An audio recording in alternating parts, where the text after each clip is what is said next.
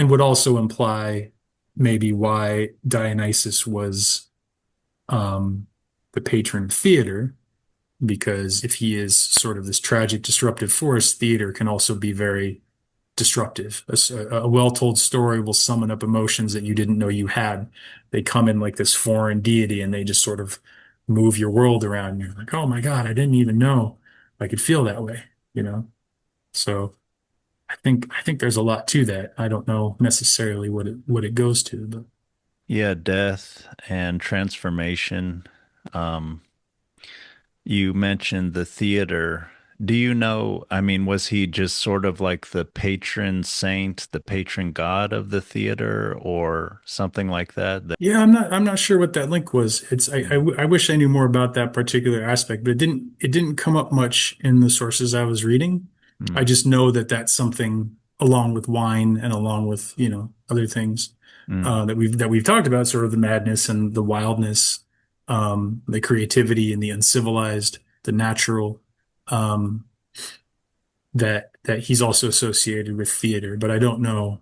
To me, it doesn't make sense. I would think maybe like a trickster Mercury maybe would be Mm, somebody that I would think more of as theatrical, just in that he's always playing tricks on people, his mm, disguises, like you're mm. not really sure what's going on. But the place of theater in Greek culture is definitely more powerful than I think I understand. I Yeah, think it was transformative for them in a yeah, certain way. And I'm not, I've been to a lot of musicals. They're great, but I don't feel transformed coming out of, yeah, the Book of Mormon or, yeah, what is it?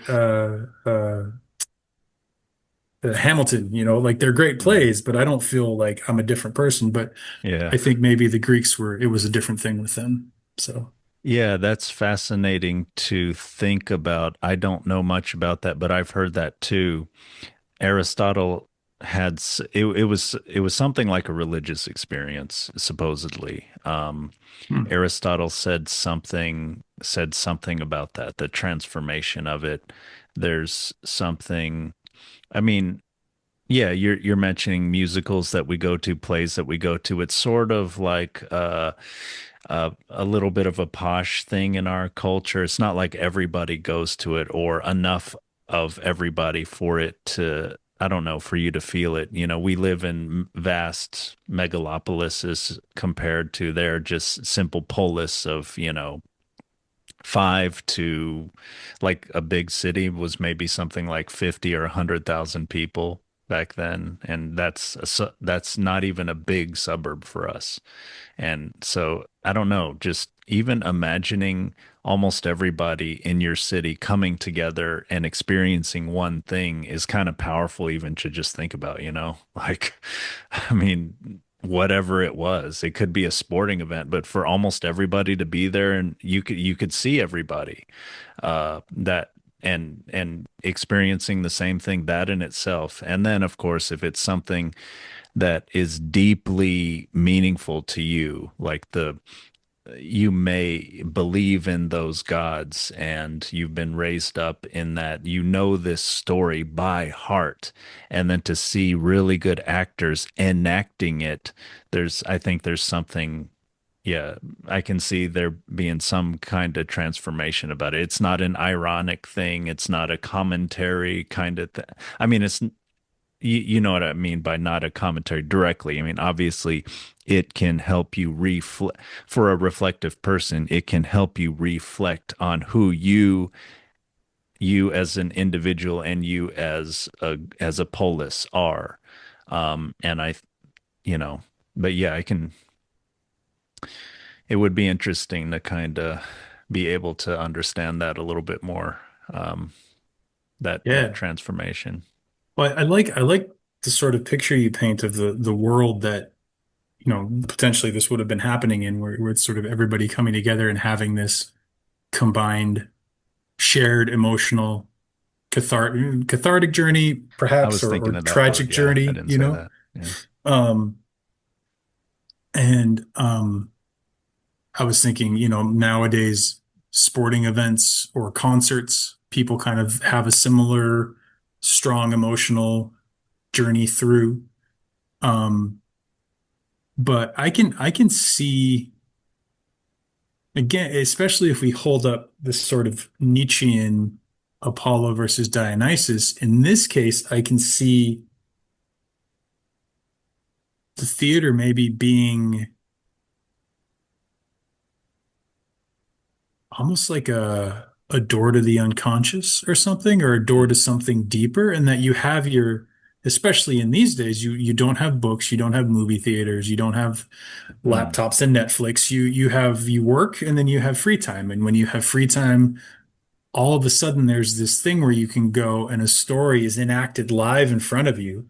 And I think the Greek plays had a chorus that was like a stand-in for the audience, so it would even sort Yeah, of something like that. echo back what the audience was thinking or likely Yeah, saying or something. Again, not yeah, my area of expertise, but I know there was some link between the chorus and the audience. There was some sort of like the chorus was a representation of the audience in the play or something like that.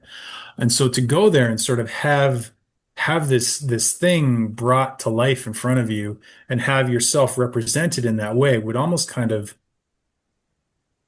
both split you out of yourself and that you're examining something in the real world that is oftentimes just in your head, but you're also doing it with a bunch of other people, um, and seeing. So there's this mirroring in that way of entering a space that's outside of your everyday life, and yet your everyday life is with you because it's all the people you know, and it's the stories that you've heard, but it's a world you're watching a world that you know, but that is very unfamiliar to your everyday life. And so, and then from that story comes these emotions. And so it could be sort of an opening for some kind of a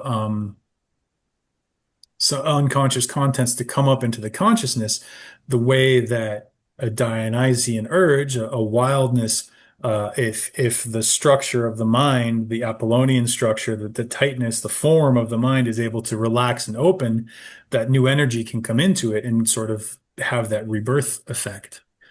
Um, so I could see it working that way, and it would sort of back up the idea of